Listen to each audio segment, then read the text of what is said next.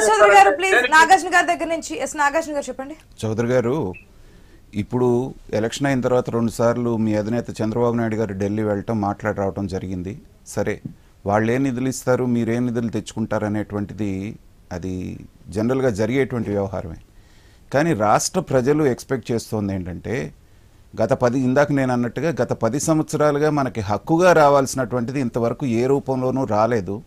కాబట్టి ఆ special package అయినా సరే నిర్దిష్టంగా ఇదిగో ఇంత వస్తుంది అనేటువంటిది మీరు అష్యూరెన్స్ తీసుకొని ప్రజలకు చెప్తే కొంత వాళ్ళకి స్వాంతన ఉంటుంది. ఎందుకంటే మనకి రావాల్సిందే రాకుండా మనం అడుక్కోవటం ఏంటి అనే ఫీలింగు చాలామందిలో ఉంది. కాబట్టి దాని డైరెక్షన్లో మీరు ఏమైనా ప్రయత్నం చేస్తున్నారా? ప్యాకేజ్గా వచ్చేది అవకాశం ఏదైనా ఉందా, లేకపోతే అన్నింటిలో కలిపి వచ్చింది కాబట్టి అవసరం లేదు, మనం అడగాల్సిన పని లేదంటారా? చాలా మంచి ప్రశ్న వేశారు నాగార్జున గారు. ఫస్ట్ టైం వెళ్ళినప్పుడే అమరావతి రింగ్ రోడ్డుకి 30,000 కోట్లు ఇచ్చారన్న విషయం మీకు కూడా తెలుసు. కడప రాయచోటి టెన్నల్కి 1,200 కోట్లు, ఎన్హెచ్కి 4,754 కోట్లు ఇచ్చారు తెలుసు. బీపీసీఎల్ రిఫార్మ్ సర్వీస్ కూడా మీకు ఇచ్చారు 60,000 కోట్లు ప్రాజెక్టు ఐపీకి ఇచ్చారు. దాదాపు 98,000 కోట్లు. బీపీసీఎల్ కన్ఫర్మ్ అయిందండి చౌదరి గారు? పేపర్ వర్క్ జరుగుతుంది. So it is confirm. Paper work జరుగుతుంది. ఓకే, పేపర్ వర్క్ జరుగుతుంది. దీంతో పాటు రాష్ట్ర బడ్జెట్ ని కేటాయింపుల్లో రెండోసారి వెళ్ళింది బాబు గారు ఆగమేఘాల మీద.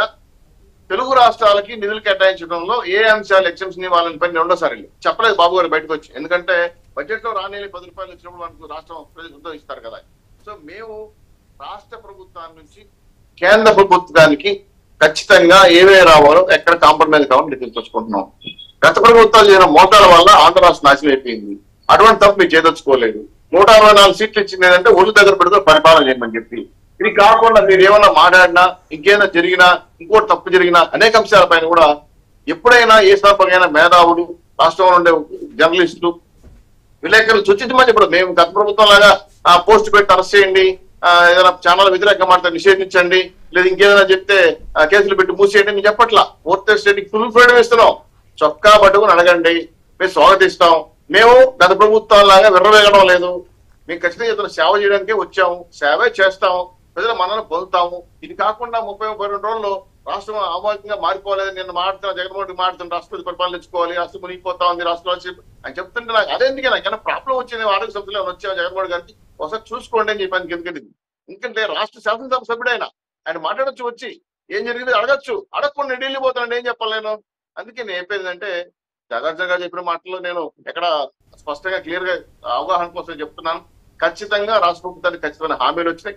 ఈ బడ్జెట్ లో పెట్టే బడ్జెట్ లో కూడా ఒక రకమైన సందేశం వచ్చే అవకాశం ఉంది, మనకు కేటాయించే అవకాశం ఉంది. దీనిపైన విసులుపట్టించే పైన మాట్లాడారు. కాకపోతే జగన్మోహన్ రెడ్డి గారు రాజశేఖర పరిపాలన చేస్తున్న అని చెప్పి మాట్లాడుతున్నారే, దానిపైన వ్యతిరేకత మాట్లాడింది. గత ప్రభుత్వంలో దాదాపు 1580 మంది చంపేశారు, వాటి గురించి మాట్లాడట్లా. టీడీపీకి అడుగుతాయి, వాటి గురించి మాట్లాడట్లా. ఇవన్నీ కూడా కాకుండా జగన్మోహన్ రెడ్డి గారు ఢిల్లీలో దేని ధర్నా చేస్తారు, వివేకానంద రెడ్డి గారి దోషులు పట్టుకోమని చెప్పి అడుగుదాం. రాజారెడ్డి గారు కూడా ఉన్నారు కదా, దేనికోసం అనేది కూడా అడుగుదాం, తెలుసుకుందాం. అప్పుడు రాష్ట్రపతి పరిపాలన కనపడలేదా? అప్పుడు రాజకీయ పరిపాలన కనపడలేదా? కాబట్టి రాష్ట్రాన్ని వదిలి ఢిల్లీలో ధర్నా చేస్తా ఉంటే చిన్నపిల్లాడు ఆటాడుకునేట్టు కనపడుతుంది. కానీ నేను కొన్ని ఎంపీలు కూడా పడట్లేదు. లాస్ట్ చివరి మాట ముగిస్తున్నానమ్మా. ఇప్పుడు నిన్న సప్రెసానికి ఎంపీలు కూడా రాలా, మీటింగ్ వెళ్ళిపోయి డొమ్మ కొట్టేశారు. సో విజయసాయి వేరే పార్టీ పెడుతున్నారు, పాపం ఆయన వేరే ఛానల్ కూడా పెడుతున్నారు. చెప్పారా వేరే ఛానల్ అవన్నీ ఎందుకులేండి శ్రీనివాస్ చౌదరి గారు? ఆ రోజు జరిగినటువంటి పరిస్థితులు పార్టీ మారుతుంటే ఏ పార్టీకి మారుతున్నారు చెప్పండి? విజయసాయి రెడ్డి ఏ పార్టీకి మారుతున్నారు చెప్పండి? విశాఖపట్నం విజయసాయి రెడ్డి చెప్పిన మాట మీరు చెప్తున్నాను. విజయసాయి రెడ్డి ఏ పార్టీలోకి మారుతున్నారు మీకున్నటువంటి ఇన్ఫర్మేషన్ ప్రకారం?